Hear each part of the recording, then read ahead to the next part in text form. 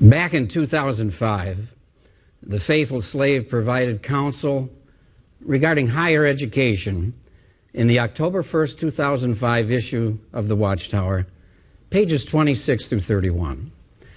The article was entitled, "Parents, What Future Do You Want for Your Children?" The cover of the very next issue, October 15th, 2005, asked the question, what is the best education? You may have noticed that we've not published that thorough of a discussion on the subject since that time. Why is that? Has the governing body changed its position regarding the pursuit of higher secular education? No. We feel that all of the cautions that we have addressed in the past are still valid. However, our goal now is to focus on and intensify our promotion of the pursuit of divine education. If parents and young ones are motivated to avidly pursue divine education, the quest for higher secular education becomes less and less of an issue. As most of you know, I am a father. My wife and I raised two boys in the truth. Once a father, always a father. So even though my sons are grown and married, I still think like a father. And that is why I wanted to address this subject on JW Broadcasting. Higher education. What do we mean when we use that expression? The October 1st, 2005 issue of the Watchtower that I referred to earlier provided a definition. It used the example of the educational system in the United States, acknowledging that it involves 12 years of basic education in public schools. Then it stated, thereafter, students may choose to attend university for 4 or more years, leading to a bachelor's degree or to postgraduate studies for careers in medicine, law, engineering, and so forth. Such university education is what is meant when the term higher education is used.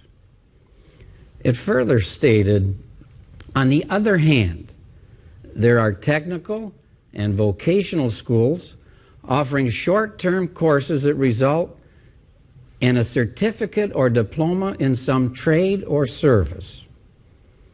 We realize educational systems vary from place to place. In some countries, higher education is provided by the government, free of charge. However, the cost of obtaining university training is not our primary concern. It is the potential for spiritual harm that has moved us to provide the cautions we have shared in the past. Ultimately, it is the decision of the parents as to the amount of secular education they feel is necessary for a child to later care for a family of his own. As parents, we would be remiss if we did not encourage our child to pursue a skill or trade that would enable him to start off a marriage successfully. Having said that, it does not change the fact that all too often our young people have met with spiritual disaster, especially after leaving home and living on a university campus. So parents and children, you need to have a goal and you need to have a plan. If you're missing either one, Satan will provide it for you. Young people, ask yourself, why am I considering additional education? Is it because I'm pursuing a specific skill or trade to support my service to Jehovah?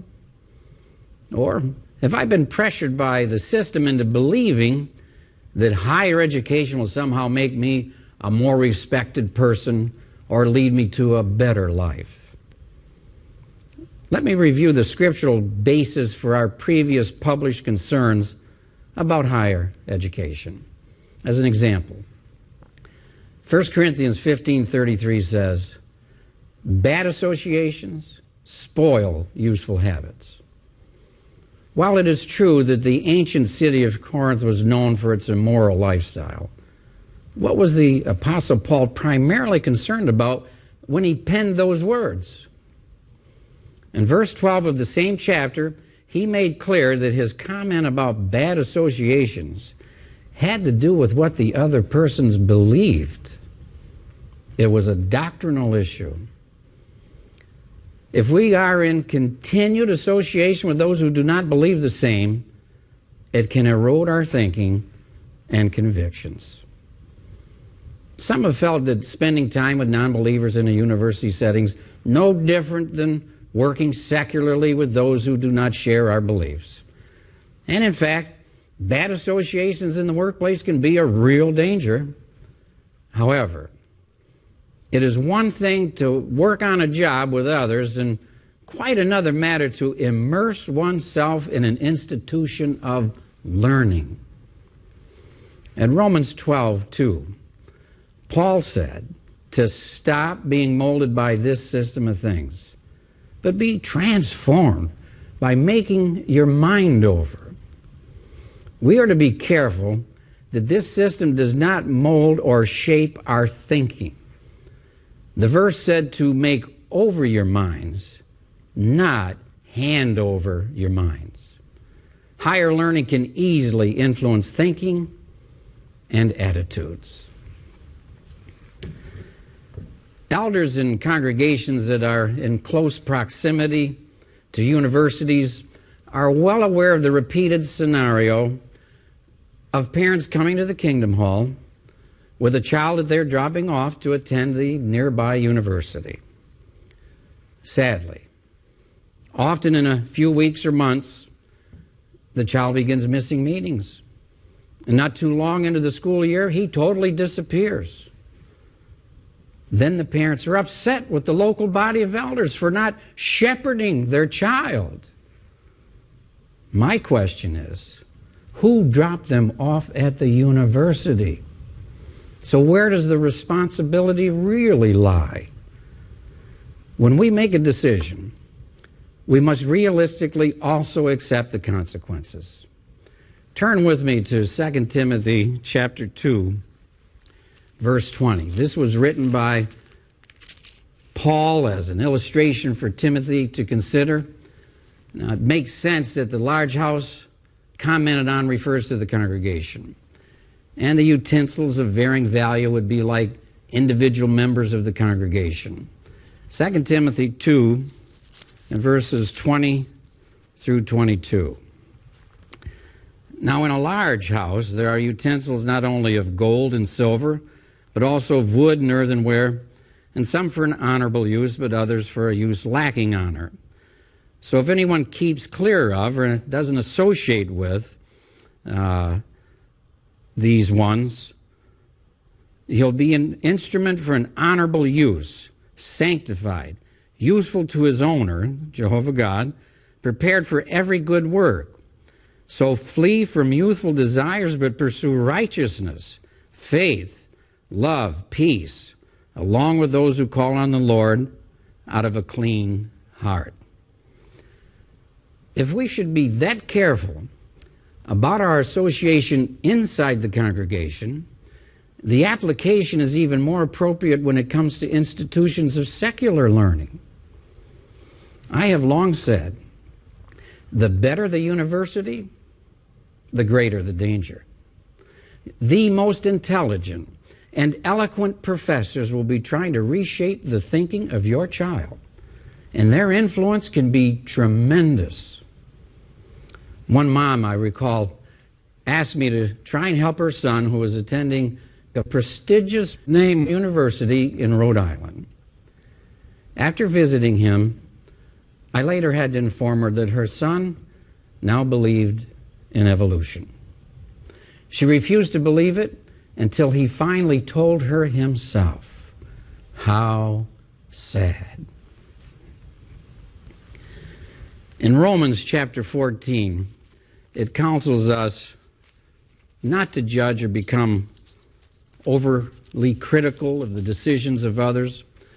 As we mentioned earlier, ultimately the parents must decide how much education a child needs to succeed in life. But does that mean that any decision a parent makes regarding a child's education is fine with Jehovah? Follow along with the reasoning in Romans chapter 14, verses 10 through 12. But why do you judge your brother? Or why do you also look down on your brother? And here's a valid point. For he will stand before the judgment seat of God. For it is written, as surely as I live, says Jehovah, to me every knee will bend, and every tongue will make open acknowledgement to God. Here Jehovah guarantees that one day, every person on earth will be a true worshiper of him. Will you be there? Will your son or daughter be among those alive at that time? Do your personal decisions matter? Yes. Look at verse 12. So then, each of us will render an account for himself to God. Yes, we all will have to answer to Jehovah for the decisions we make today. May we all decide to play it safe before our God. Think of all the opportunities there are now to enjoy divine education, congregation meetings, family worship, assemblies and conventions, the jw.org website, and the station you're watching right now. But in addition to all of that, the curriculum for the Pioneer Service School has been revised and is getting superb reviews by those attending. Then there's the new curriculum for the School for Kingdom Evangelizers that bolsters and trains students for a career in a variety of theocratic privileges. In addition to promoting divine education, what secular skills will we be promoting? Skills that will be useful to God's organization now and after Armageddon. For example, we need construction skills around the world right now. And think about this. We will not need doctors or lawyers after Armageddon, but we will need carpenters and plumbers and similar construction trades.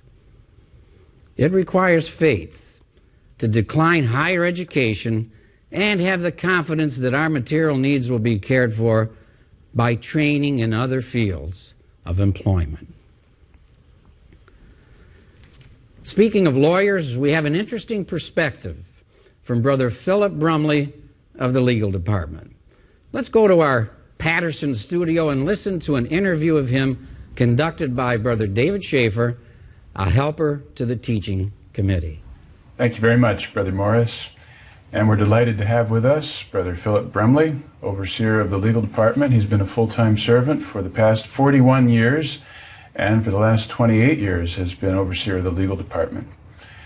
Brother Brumley, thank you very much for taking the time to be with us today. I know you have a very busy schedule. My pleasure.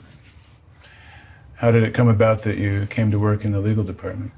So I was working in the carpenter shop one day, and I got a telephone call from Brother Charles Steele. The governing body asked Brother Steele who could go through law school to become an attorney. The organization needed a few attorneys to help defend the rights of Jehovah's Witnesses. So Brother Steele asked me, or basically gave me the assignment, we want you to become a lawyer. So the organization made a decision to send you through law school. What effect did that have on you? Something happened that I was not prepared for. When a person goes to law school, the instructors, law professors, essentially tell the class, you're the hope of humanity. You happen to have been born in the best country in this planet, and you happen to be among the few in this country who have the circumstances to be able to attend law school. You are the future presidents, governors, senators, judges.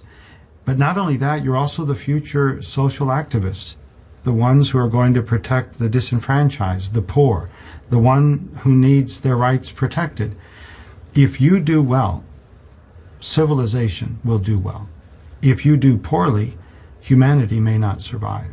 Now that may sound like a grandiose statement, but when you hear that repeated over a 4-year period, it can start creeping into your mind. Another thing that happened related to that was there's a fierce spirit of competition in law school. And I brought with me the notion of this is a Bethel assignment, so I want to do well. Not just well, but very well.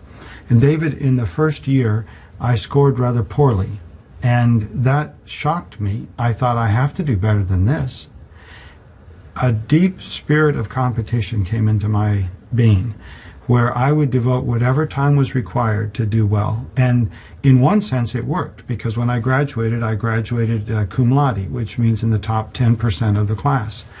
But both the spirit of competition and the thought that somehow you were special because you had this training had marked my personality. So, how did you come to discern that this kind of thinking was rubbing off on you? In all candor, David, I didn't discern. It wasn't until after I had gotten out of law school that my wife Elizabeth sat me down one day and in so many words told me, "You're not the man I married." And I was taken aback. What do you mean? She pointed out the character flaws that had developed in me, ambition, egotism, selfishness, combativeness, being argumentative. And the more I listened to her, more I realized she's absolutely right, that I had allowed these defects to creep into my personality. The next thing was what to do about it. And it's not like going into a dark room and flipping on the light. It's not like recognizing that you have character flaws that need work, and next week you've got it cared for. In all candor, David, it was a lengthy process to get these elements out of my system. What did you do? We had to get back into, or I had to get back into, a genuine spiritual routine and to reassess the motives behind what I was doing. Rather than being self-motivated, as in, I want to do a good job so that it looks good for me or it reflects well on me. The real point is to serve Jehovah, to seek kingdom interest, to do what Jehovah wants to have done. So the actual routine, real earnest prayer, reading the Bible daily, going to the meetings and really participating in them, and having a meaningful ministry, getting those spiritual priorities first in my life again, as they had been before, put me back on the right track. So this was a number of years ago now. Mm-hmm. You're all better? Mm-hmm. Received no residual effects then from the training? We have to keep working on these things. You always have to assess motivation. A sister who's serving here at the Bethel family, who also has several degrees to her name, said it well when she said, "I'm still working to get the venom of self-importance out of my mind." So I work very hard, David, to make sure that humility is not a front, but it's from my bones. It's really what I am on the inside. When the scripture says doing nothing out of contentiousness, but looking at others as being superior to you, that's the attitude to have.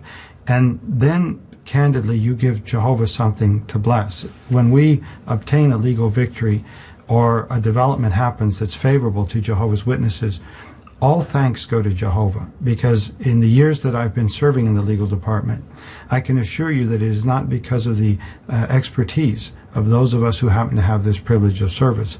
Rather, it's because there's a spiritual motivation to our work, to where we work hard and then see what Jehovah wants to do with the matter. And time and again, David, we've seen Jehovah's hand in our work. And when something favorable happens, rather than in any way thinking, well, that was because I did such a good job, the genuine reality of it is that Jehovah did a good job. This was what Jehovah wanted to have happen, and that's why we were successful. So, Philip, you're an attorney, you serve at Bethel. Undoubtedly, young people have come to you asking your opinion on this. What do you tell a young person who's considering pursuing higher education? Well, the first thing that anyone should do is to ask themselves, to closely examine themselves as to the motive. Is the motive really to seek first the kingdom, to use some additional schooling to facilitate pioneering or serving at Bethel or serving where there's a greater need? Or actually is the motive one of obtaining a certain standard of living or a certain degree of prominence? So the real core issue is why is an individual obtaining this additional training?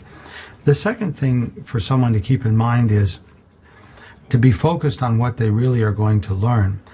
To attend a university learning things that have little to do with what one can do to earn a living really serves no purpose.